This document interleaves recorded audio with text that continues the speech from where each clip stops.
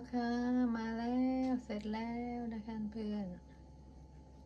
น่ารับประทานไหมเอ่ยนี่มีหอมเจียวโรยนะคะกรอบนะหนังกรอบมากเลยนะคะประดับด้วยดอกกุหลาบหอมๆนะคะก็เช่นเคยนะเพื่อนถ้าชอบคลิปนี้นะนกก็ฝากเช่นเคยนะคะกดไลค์กดแชร์กดติดตามกดกระดิ่งเป็นสีดำนะวันนี้มีข้าวเหนียวด้วยนะเพื่อนข้าวเหนียวอ่ะกินกับไก่ทอดหัดใหญ่โอ้โหคงจะแซ่บน่าดูนะคะโอเคนะคะมาทานด้วยกันนะคะขอบคุณมากค่ะอย่าลืมคอมเมนต์นะเพื่อนคอมเมนต์ค่ะ Thank you my friend Thank you for watching my channel Thank you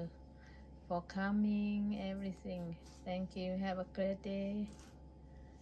ขอให้ทุกท่านโชคดีรักษาสุขภาพนะคะบายค่ะเลิฟ